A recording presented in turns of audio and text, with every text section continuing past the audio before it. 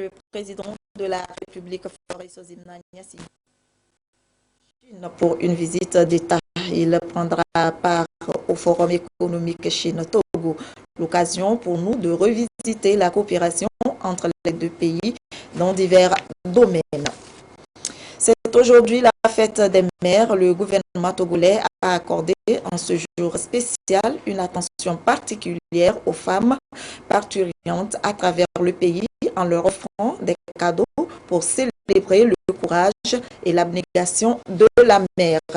Et puis Strass et paillettes étaient au rendez-vous de la première édition de Lomé Fashion Week. Les professionnels de la mode et de la création stylistique venus de la sous-région ouest-africaine ont dévoilé leur talent en la matière à travers un défilé de mode qui s'est déroulé ce samedi à l'hôtel Radisson Blu de février. Voilà pour les titres du 20h de ce dimanche. Bonsoir et merci de nous rejoindre pour ce nouveau journal. Le président de la République, Faure Sozimna Niassingbe, est arrivé ce dimanche à Beijing, en Chine, pour une visite d'État. Demain, le chef de l'État aura un entretien avec son homologue chinois Xi Jinping. Il participera également à un forum économique Chine-Togo. Et les relations de coopération entre la Chine et le Togo sont au beau fixe dans divers domaines politiques, économiques, techniques et socioculturels. La coopération sino-togolaise basée sur un ensemble de valeurs et d'idéaux repose sur plusieurs accords et protocoles d'accords. Ainsi, les relations économiques et commerciales entre la Chine et le Togo se raffermissent chaque jour davantage et s'illustrent au niveau de l'assistance gouvernementale, du commerce, de l'industrie notamment. Et la coopération avec la Chine a à son actif plusieurs réalisations. Le point avec Aimé Abalou. Le Togo et la Chine entretiennent une coopération fructueuse dans les domaines politiques, économiques, techniques, financiers et socioculturels depuis l'établissement des relations diplomatiques entre les deux pays le 19 septembre 1972. La coopération sino-togolaise basée sur un ensemble de valeurs et d'idéaux tels ceux de paix, de solidarité et de promotion de la coopération sud-sud repose sur plusieurs accords entretenus et renforcés par des visites officielles mutuelles de haut niveau. Les délégations chinoises se succèdent à Lomé. Le président Faure Niassingbe s'est rendu successivement en Chine en 2006 lors du premier forum sino-africain et à l'exposition universelle de Shanghai en 2010. Le Togo a toujours été aux côtés de la Chine dans les instances internationales où se prennent les grandes décisions sur la gouvernance mondiale. Lomé a notamment apporté son soutien à Pékin dans certains votes déterminants de résolution, comme ce fut le cas le 26 octobre 1971 pour un siège de membre permanent au Conseil de sécurité de l'ONU en faveur de la Chine. La coopération financière et économique est également au beau fixe. En 2009, le gouvernement chinois a annulé une grande partie de l'ardoise qui lui est due par le Togo. Dans le même sens, Lomé bénéficie chaque année d'une enveloppe financière d'environ 7 milliards de francs CFA sous forme de dons ou de prêts sans intérêt. Les importations togolaises en provenance de la Chine sont les plus importantes de tous les partenaires commerciaux. Le marché togolais est très largement ouvert aux produits chinois qui sont librement commercialisés sur l'ensemble du territoire togolais, avec un engouement particulier des Togolais ces derniers temps pour les motos chinoises. Une usine d'assemblage de ces motos vient d'ailleurs d'être implantée à Noche, 90 km au nord-est de Lomé. Également en provenance de la Chine, des véhicules, du matériel électronique, des équipements sanitaires, des produits pharmaceutiques et plein de produits alimentaires. En retour, le Togo exporte vers la Chine les noix de cajou en coque, de l'arachide, de l'huile, le coton, les graines de sésame, le vin, de l'or, de l'eau minérale, du bois, des tôles. Sur la période 2008-2014, le volume des exportations s'élève en moyenne à 118 milliards de francs CFA. La Chine encourage surtout les sociétés chinoises performantes à investir dans le textile, l'industrie légère, l'électroménager, la mécanique, les télécommunications. En termes d'infrastructure, l'expertise chinoise est quasi permanente dans la réalisation des chantiers. L'hôpital de Tomde à Kara, réceptionné en 1993, 2 milliards 780 millions de francs CFA. Le centre hospitalier régional Lomé Commune en avril 2010. Le centre de prévention et de traitement du paludisme d'un coût total de 210 millions de francs CFA. Le palais des congrès de Kara, le stade de Kégué, la nouvelle présidence de la République, la nouvelle aérogare de Lomé. La Chine marque aussi d'un saut particulier la rénovation du réseau routier togolais. La construction et la réalisation de 3 ponts à Togblé-Kopé, Lili-Kopé et Amakpapé. Le grand contournement de Lomé. Les contournements de la faille d'Aledjo et des monts Défalé grâce à une convention de financement conclue entre le gouvernement togolais et la China Exim Bank à hauteur de plus de 80 milliards de francs CFA. La Chine, c'est aussi un grand pays agricole. Expérience qui se déploie également au profit de l'agriculture togolaise. Complexe sucrier danien, projet d'aménagement risicole dans les bassins des fleuves Mono et Ao, réalisation de 200 forages dans les régions des savanes et de la Kara, centre pilote des techniques agricoles de Zanguera pour la formation des producteurs. Et dans le domaine précis du renforcement des compétences, le gouvernement chinois accorde chaque année des bourses d'études et des stages de perfectionnement aux fonctionnaires, cadres et techniciens togolais en Chine. Un nouveau lycée scientifique a été construit à Lomé, un ouvrage sur lequel ingénieurs et ouvriers des deux parties ont collaboré en toute convivialité. Sur le campus universitaire de Lomé, l'Institut Confucius fait la promotion de la langue chinoise et favorise également le brassage culturel entre les deux peuples. Les projets en vue sont tout aussi intéressants. Un nouveau siège pour l'Assemblée nationale togolaise, de même que l'édification d'un nouveau centre administratif des services à Lomé, la réalisation de 100 forages dans la région maritime, la réhabilitation du tronçon Tandjouar-5Cassé long de 81 km sur la nationale numéro 1 et bien d'autres. Le Togo, pays qui aspire à l'émergence, entrevoit également un accroissement des investissements chinois et des transferts de compétences à la hauteur des besoins de son économie et de ses différents autres défis. Le pays accueille cette année un important sommet sur la sécurité maritime. L'accompagnement de la Chine se fait déjà sentir à travers un important appui logistique. Direction Kara, où le secrétaire exécutif de l'Académie des oulémas de la Côte d'Ivoire, doyen de la faculté de Charia de l'Université islamique Al-Foukan de Médine, en Arabie Saoudite, a animé une conférence débat sur les grandes valeurs de l'islam. Dr Adama Fofana est en visite au Togo sur invitation de la Fondation Aboudou Assouma pour la charité. Des précisions avec la marque Bodjouna. La communauté musulmane de Kara a fait un grand déplacement du palais des congrès de la ville pour partager le message dont est porteur le secrétaire exécutif de l'Académie des oulémas de Côte d'Ivoire, invité par la Fondation Abdou Assouma pour la charité. Dr Fofana Adama a entretenu son auditoire sur les valeurs qu'incarne l'islam. L'islam, c'est la religion de paix, c'est la religion de vivre ensemble, c'est la religion d'amour, aimer pour les autres ce que tu aimes pour soi, c'est la religion de tolérance. Donc c'est ça le prophète nous a enseigné et c'est sur ça que nous devons marcher. Et lui-même, il a vécu à Médine avec plusieurs des différentes confessions religieuses. Il y avait les Juifs, il y avait des Arabes croyants, des Arabes mécréants. Le prophète a vécu avec tout cela dans la paix. Donc nous suivons le prophète, nous devrons aussi vivre avec les autres dans la paix, dans l'amour et dans une vie pacifique.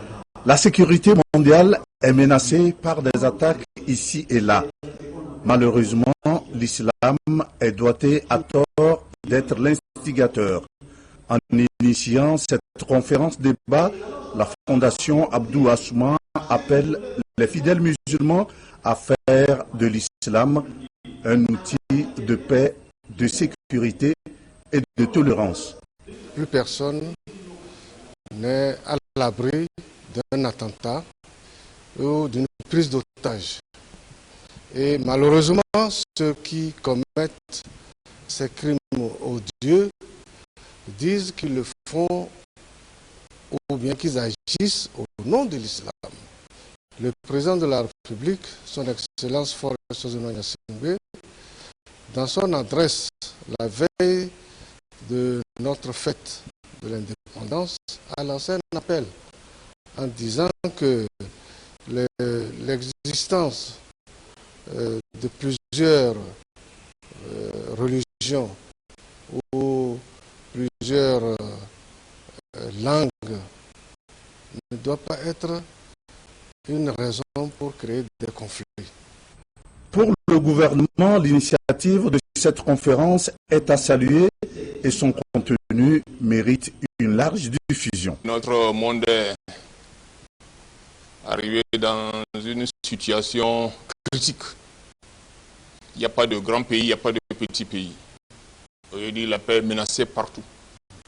Et toutes les initiatives qui sont prises ça et là pour amener les uns et les autres à faire de la paix un outil social qu'il faut encourager.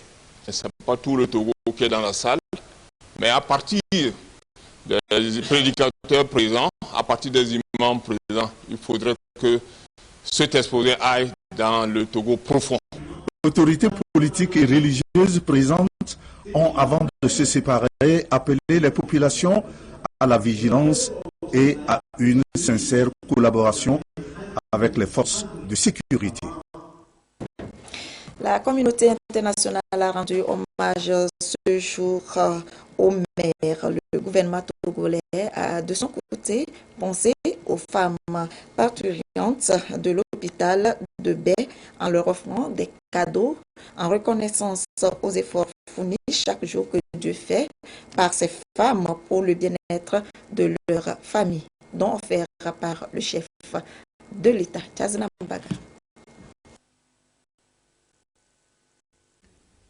Elles sont environ 30 femmes parturientes de l'hôpital de Baie à recevoir ces dons de la part de la ministre de l'Action sociale. Il s'agit d'un geste du chef de l'État à ces mamans pour leur souhaiter une bonne fête des mères. C'est pour célébrer le courage de la mère, l'abnégation de la mère, parce que nous savons qu'elle joue un rôle fondamental dans le développement et de la construction de l'enfant. Et c'est en reconnaissance de cela que chaque année, au nom du chef de l'État et de tout le gouvernement, nous offrons des cadeaux symboliques aux parturientes.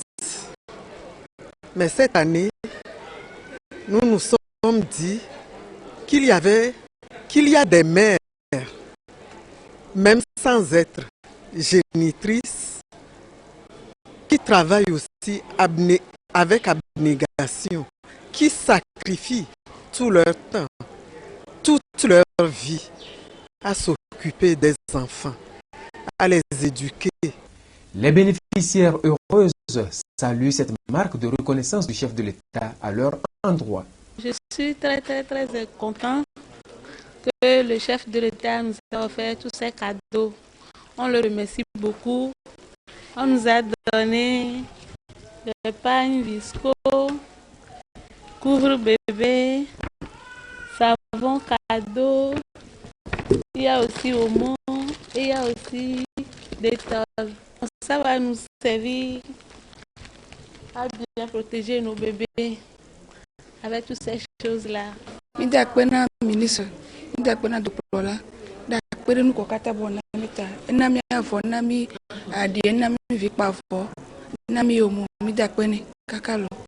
des actions semblables seront menées à l'intérieur du pays, notamment à Atakpamé, Sokodé, Kara et Dapaon.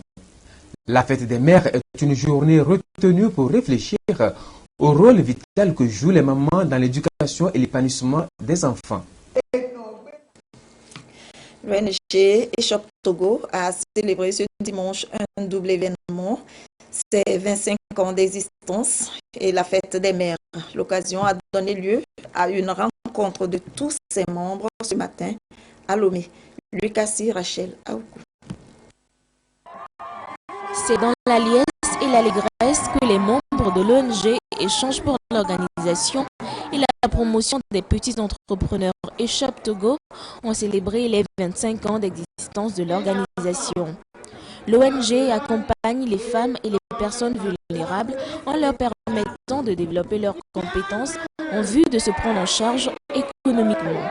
Nous nous sommes dit qu'il vaut mieux qu'on couple les deux fêtes, les 25 ans et la fête des mères, pour en faire une belle fête. Chop a fait beaucoup dans la vie de ces femmes. Ce n'est pas seulement le crédit pour développer une activité génératrice de revenus, mais c'est beaucoup de choses à la fois. Il y a l'approche, il y a la sensibilisation, il y a la formation. Les femmes échoppes sont très dynamiques. Et à travers elles, les familles sont en train de s'épanouir. Elles ont compris que grâce à leur activité, grâce à leur bien-être, leurs enfants peuvent évoluer, les maris aussi peuvent normalement évoluer.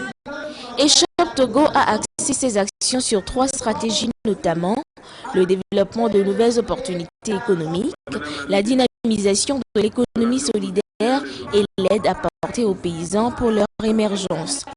Le gouvernement togolais s'illustre comme l'un des partenaires privilégiés de l'ONG dans cette démarche de lutte contre la pauvreté. En tant que ministre en charge de la promotion de la femme, il était nécessaire quand même que je vienne soutenir mes sœurs et que je porte le message du président de la République et du Premier ministre aux femmes, à vos mères, à nos mères et à nos sœurs qui agissent tous les jours avec abnégation pour le bonheur et l'épanouissement de leurs enfants. Échoppe Togo fait du microcrédit, ça fait 25 ans. Et dans ce sens, Échoppe Togo œuvre aux côtés du gouvernement dans la lutte contre la pauvreté, surtout la pauvreté des femmes. L'institution financière a bénéficié d'un chèque de 3 millions de francs CFA de la société Sodigaz, un de ses partenaires, pour renforcer ses actions en faveur des couches vulnérables. L'évolution de la société engendre certains changements qui ne sont pas forcément avantageux pour les familles africaines. Aujourd'hui, cette modernité tend à exclure la tradition dans les familles, causant très souvent des divorces. Cette situation influe sur les liens familiaux et l'éducation des enfants, pour donc permettre aux foyers de mieux s'épanouir et d'assurer une éducation de qualité aux enfants. Des approches de solutions peuvent être trouvées. Comment s'y prendre alors pour avoir un couple épanoui? Les réponses dans ce dossier signé Lucassi, présenté par Adolphe Paca. Le tissu familial africain est confronté de nos jours à l'évolution de la société. Menacé par la modernité, le lien familial se fragilise au jour le jour. Les couples mariés se heurtent aux exigences de la modernité. L'on note un taux de plus en plus élevé de divorcés et les dysfonctionnements conjugaux suffisent pour prendre au sérieux la problématique. La mixité ethnique et la mixité religieuse peuvent être à la base de la déstabilisation familiale. Également, les nouvelles conceptions de la vie induites par les réalités urbaines peuvent également influencer, disons, la vie au sein des foyers. La modernité mal appliquée, ça peut être à l'origine des problèmes que nous avons dans le foyer. Et cela provoque vraiment des conséquences. Quand vous voyez, quand j'ai mené une recherche, j'ai constaté que la réalité des enfants de la rue, c'est vraiment un fait. La tradition intègre le cercle familial alors que la modernité l'exclut. Beaucoup de problèmes sont issus de mésententes dans les foyers et le divorce des couples mariés affecte la société, notamment l'éducation des enfants. L'État togolais a mené plusieurs actions pour resserrer et construire le tissu familial. Par exemple, le ministère de l'Action sociale et de la promotion féminine. Et il y a d'autres actions, par exemple des conférences pour sensibiliser, disons, la société, pour sensibiliser les familles par rapport à la stabilité, par rapport au bien-être familial. Pour consolider et renforcer ces actions sur le terrain, l'étude menée par le docteur Soham Djentchine propose quelques approches de solutions. C'est le modernisme qui est vraiment la base. Ce n'est pas mauvais en soi, mais seulement c'est l'application de ce modernisme. Et je me dis, par exemple, si on prend les lois, certaines lois que nous prenons par rapport à l'égalité de sexe, égalité homme-femme, le concept de l'équité genre, c'est bien, mais il me semble qu'il faudrait réfléchir, aller en profondeur et peut-être adapter certaines lois, certaines réalités aux réalités africaines. Et peut-être on aurait pu avoir de meilleurs résultats par rapport à l'objectif visé. La famille est sacrée et rien ne doit militer pour sa séparation. Le bonheur des enfants et leur meilleure éducation dépend aussi d'une cohésion conjugale forte qui devra exister entre l'homme et la femme pour un ménage harmonieux. Cap à présent sur la région des Savanes où se sont retrouvés les hommes de médias pour réfléchir sur la nécessité de promouvoir et de protéger l'environnement. Désiré Aloy. L'État togolais du jour au jour met des bouchées doubles en faveur de protection de l'environnement. Un enjeu sérieux pour faire face aux aléas du changement climatique. Une situation urgente qui impose l'implication de tous les acteurs. Ici, ce sont des journalistes et communicateurs, des radios rurales et communautaires de tout le Togo, partenaires du projet. Renforcement des capacités nationales et décentralisées de gestion de l'environnement et celui de gestion intégrée des catastrophes et des terres. À l'école, de renforcement de méthodes de traitement d'informations au niveau des DEX environnement. Une opportunité dans l'objectif donc d'améliorer davantage les émissions à caractère environnemental dans le contexte de décentralisation. Nous allons essayer de voir comment nous rappeler certains principes en matière de production d'une émission radio sur l'environnement. Comment préparer l'émission, comment aller à la collecte et ensuite, après donc qu'on a les éléments nécessaires, comment les traiter et dans quelles conditions les diffuser pour que nos auditeurs, le public cible, puissent vraiment recevoir le message. Un plan de communication pour opérer une nouvelle dynamique de synergie et de complémentarité des projets PIGCT et PRCNDGE. Les populations n'attendent que de nous, les médias, leur donner les informations pratiques sur la manière, le comportement à mener, former les journalistes. Je crois que c'est une très bonne chose. Je vais faire peut-être des émissions en langue pour que tout le monde comprenne aujourd'hui que si on parle de changement climatique, c'est nous d'abord qui sommes à l'origine, nous êtres humains.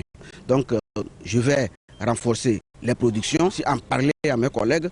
En somme, 13 actions décentralisées de gestion de l'environnement et 20 sous-projets communautaires de gestion de risques de catastrophes et gestion durable des terres pour propulser la cinquantaine de journalistes et communicateurs des radios rurales et communautaires du Togo afin d'agir efficacement dans la sensibilisation des populations, car si l'on ne fait rien, notre planète Terre ne sera plus vivable un jour. C'est aujourd'hui la journée internationale des casques bleus.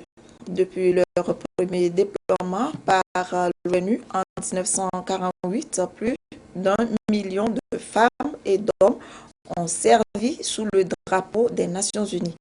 Des combattants pour la paix dont la réputation a été entachée ces derniers mois par des accusations d'abus sexuels, notamment en Centrafrique. En Centrafrique, les 10 000 casques bleus ont pour mission de stabiliser et de pacifier le pays. Regroupés au sein de la MINUSCA, ils ont permis la tenue d'élections présidentielles et législatives. Une réussite dans un pays déchiré par la guerre civile à leur arrivée en 2014. On a arrivé avec des explosions par-ci, des hommes et des femmes qui couraient par là. C'était pas évident. Les casques bleus aujourd'hui, ce sont plus de 124 000 militaires, policiers et civils déployés dans 16 opérations de maintien de la paix sur 4 continents. La journée internationale qui leur est consacrée est l'occasion pour l'ONU de rendre hommage à ceux tombés en mission, 20 en 2 ans, rien qu'en Centrafrique. L'an dernier, 129 casques bleus originaires de 50 pays ont perdu la vie à cause d'actes criminels, d'accidents ou de maladies. C'était la 12e fois en 13 ans que plus de 100 casques bleus disparaissaient en un an. Depuis 1948, près de 3500 sont morts en mission. Mais l'image prestigieuse des casques bleus a été ternie ces derniers mois par des accusations d'agression sexuelle sur mineurs, notamment en Centrafrique. Je m'efforce activement d'aborder ce grave problème chaque fois que j'en ai la possibilité, tout en exhortant les États membres, seuls habilités à sanctionner leurs soldats, à imposer des mesures sévères afin de faire pleinement justice aux populations touchées et de soulager la douleur qu'elles ressentent. Depuis la création des casques bleus en 1948, plus d'1 million de personnes ont porté l'uniforme des Nations Unies et 71 opérations de maintien de la paix ont été mises en place dans le monde. Au Togo, les membres de la microfinance COFEC ont tenu ce samedi leur assemblée générale ordinaire, une rencontre qui leur a permis tout naturellement de faire le bilan des activités menées en 2015 et de définir de nouvelles perspectives pour améliorer leurs prestations. Augustin Kossi, Rachel Aoukou. C'est une pause obtenue après un an d'activité. Membres du conseil d'administration, coopérateurs et coopératrices de la microfinance COFEC font le point du chemin parcouru. À cette rencontre annuelle ordinaire, ils vont plancher essentiellement sur les activités menées au cours d'une année, relever les forces et faiblesses de l'institution pour la redynamiser davantage. En tant qu'institut financier de microfinance, nous devons rendre compte à la population, à nos coopérateurs, coopératrices, pour savoir comment nous travaillons pour eux, puisque c'est eux qui nous ont appelés à travailler avec confiance avec eux. Nous devons leur faire le rapport de l'année qui était écoulée, parce que nous travaillons ensemble pour l'évolution de notre institution, pour l'évolution de la population défavorisée. L'épargne et le crédit sont les services financiers prioritaires que la COFEC offre à sa clientèle qui exerce en majorité dans le secteur informel. Et les résultats de l'année 2015 sont jugés satisfaisants selon le directeur général. Pour l'année 2015 écoulée, nous avons toujours enregistré des tendances beaucoup plus positives, notamment au niveau des membres. Nous sommes plus de 10 000 membres cette année. Les membres auxiliaires sont environ 20 000. Donc, ce qui prouve que le COFEC est en train de faire un pas très profond dans au Togo. Également, pour les perspectives, nous avons des grands chantiers qui sont en cours, notamment la construction de certaines agences. Également, nous allons doter et également interconnecter toutes nos agences. En 6 ans d'existence, la COFEC compte 6 agences à travers le pays. Elle intervient dans l'artisanat, le commerce, de même que les petites et moyennes entreprises. Elle offre également des formations sociales, managériales et entrepreneuriales à ses partenaires. Un nouveau produit dénommé Intifafa vient d'être lancé et permet aux souscripteurs de bénéficier d'un crédit après seulement un mois.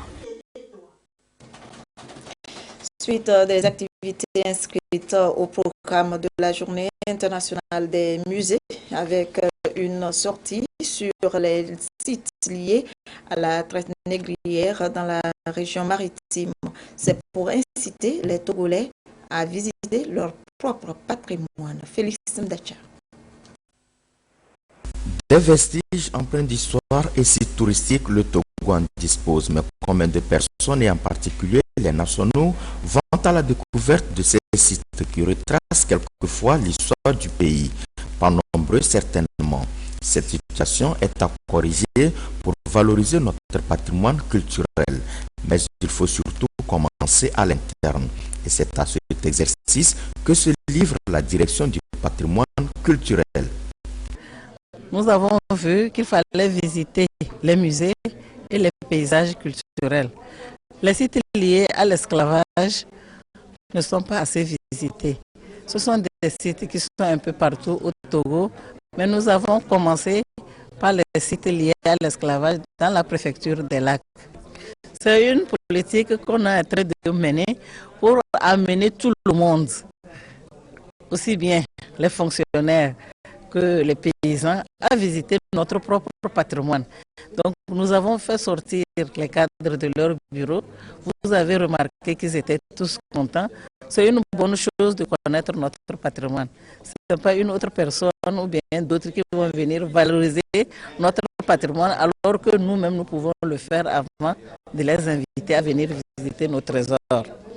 L'histoire du Togo, il appartient aux Togolais de la maîtriser pour la transmettre à leur progéniture. Et même s'ils n'étaient pas évidemment si nombreux à adhérer à la nouvelle démarche, pour les participants à l'excursion et les conservateurs des sites, ce déplacement a tout un sens. Il était de bon ton que je prenne part pour découvrir un pan entier de l'histoire togolaise, pour essayer de comprendre ce que nous avons traversé à travers la traite négrière jusqu'à la colonisation, puis l'indépendance. On est allé sur le site d'Aboudrafo où est érigée la maison des esclaves. Les guides nous ont expliqué comment s'est déroulée cette traite. Nous sommes transportés également au niveau du puits de la purification, qui était la dernière destination avant l'embarquement des esclaves. Tout cela nous a vraiment marqué, ça nous a vraiment impressionnés. Et nous sommes maintenant au musée de la famille Lonson où il y a les objets, il y a les différentes photos des rois qui ont marqué l'histoire de cette royauté. Des cadres du ministère de la Culture venir dans ma maison aujourd'hui et pour faire cette visite-là, et ça me fait grand plaisir. Donc les Togolais aussi aiment le tourisme et mon souhait serait que ça continue, que nous en parlions déjà très tôt aux enfants dans les écoles primaires, que nous montrions aux enfants la richesse de notre patrimoine afin qu'une fois devenus adultes, ils puissent s'y intéresser de manière assez délicate, de manière assez profonde pour le faire connaître au reste de la planète. Avant de passer au musée Lololan à Anéro, les excursionnistes ont rendu une visite au roi d'Anéro. Celui-ci a salué cette initiative du ministère en charge de la culture qui entend non seulement promouvoir le patrimoine culturel, mais aussi et surtout amener les citoyens togolais à l'apprentissage de l'histoire de leur pays. Lomé Fashion Week, c'était hier à l'hôtel Radisson Blu de février. Les professionnels de la mode et de la création stylistique venus du Bénin, du Sénégal, du Nigeria, de la Côte d'Ivoire et du Togo, dans un défilé magnifique, ont fait de Lomé la capitale de la mode en Afrique. C'était la première édition de cet événement inédit au Togo. Le concept est porté par Fall Touré, directeur de la première académie de mode au Togo. Yvonne Evedi, Augustin Kossi, Sylvain Abdou.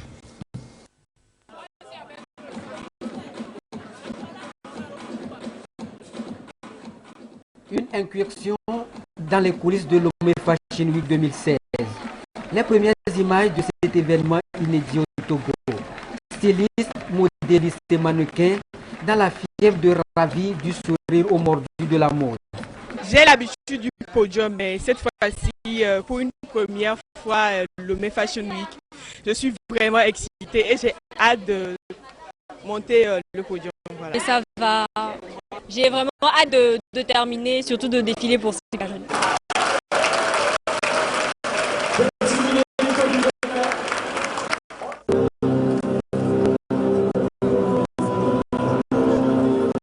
Premier tableau, première collection, virginité perdue de Desmo Design. Sur le plancher, coquetterie, simplicité, originalité et même de l'extravagance font cause commune pour faire de Lomé la capitale de la mode en Afrique. Le tout dans un décor somptueux, glamour présenté par une trentaine de stylistes et modélistes venus du Togo et d'autres pays de l'Afrique. Un défilé haut de gamme où les belles dentelles, la soie rime avec le paille. Cicatrice a dédié sa collection à la femme africaine.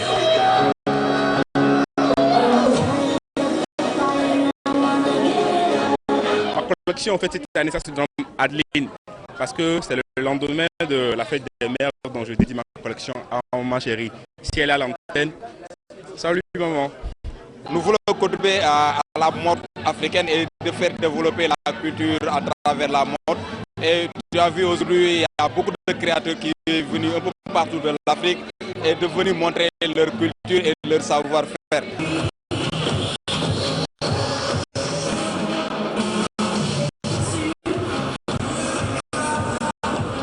Puis le moment attendu, le thé à Fall Touré, promoteur de Lomé Fashion Week, directeur de la première académie de mode au Togo à travers ses prestigieuses marques Touareg et Black Tick.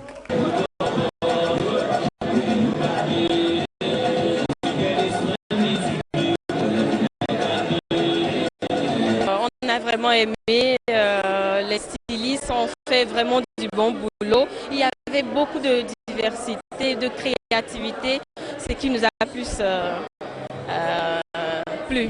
Voilà. C'était vraiment époustouflant. Vraiment, les mannequins ont donné le meilleur d'eux. Ils ont donné une touche particulière à chaque tenue. Ils l'ont bien mis en valeur.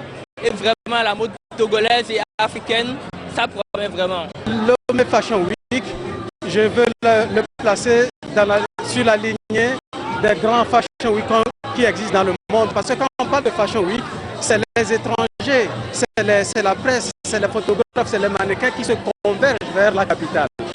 Donc il est temps que nous, Lomé, draine aussi tout ce monde chaque année dans une semaine. Lomé Fashion Week est un rendez-vous international annuel de la mode au Togo. Cette première édition confirme la conviction des promoteurs faire de Lomé la capitale de la mode à travers l'intégration culturelle.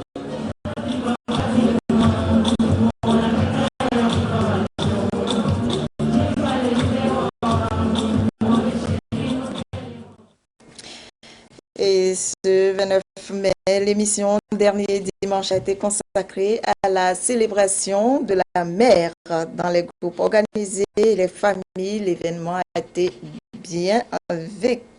Lys Diamien et Aimé Abalou nous en disent un peu plus. Regardez. La fille est la mère est la fille. La fête des mères à travers les générations dans cette famille où le père et grand-père, de la cuisine à la table, à manger, en passant par toute la logistique, a marqué l'événement, comme toujours d'ailleurs. C'est l'habitude de papa. Donc, quand le plus souvent on se réunit comme ça, on prépare, il nous prépare, il nous fait manger. Donc aujourd'hui, on est content pour cette fête des mères, qui est souvent marquée comme ça, avec nos enfants, nos petits-enfants. On est content comme ça. Et l'habitude se transmet. Oui, merci. Bonne fête, maman. Merci. Donne-moi le bouquet de fleurs. La fête des mères est une journée de partage que les pères, en attendant leur tour, ne sauraient oublier. Bon, heureusement que je n'ai pas oublié. Alors, comment ça aurait été si j'avais oublié? Je n'ai pas pensé à ça. Bon, mais en réalité, si j'avais oublié, elle ne serait pas contente. Pour moi, c'est une double fête. La fête des mères et mon anniversaire.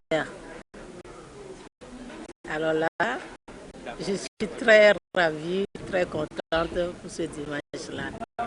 Son souhait a mis du baume à mon cœur. Et quand je me suis préparée pour venir à l'église, j'ai pris un Z. Et il est jeune. J'ai dit, ah, mon fils, prends-moi, je vais à l'église. Aujourd'hui, c'est la fête des mères. Tu vas faire bonus à toutes les femmes qui sont âgées, qui ont l'âge d'être ta maman. Parce que c'est la fête des mères.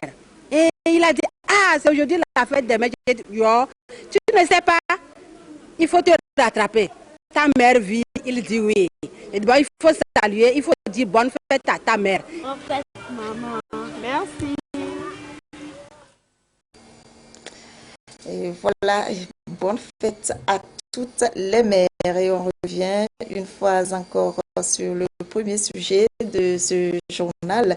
Le président de la République Forest Zimna Singbe est arrivé ce dimanche à Beijing, en Chine, pour une visite d'État. Demain, le chef de l'État aura un entretien avec son homologue chinois Xi Jinping. Il participera également à un forum économique Chine-Togo.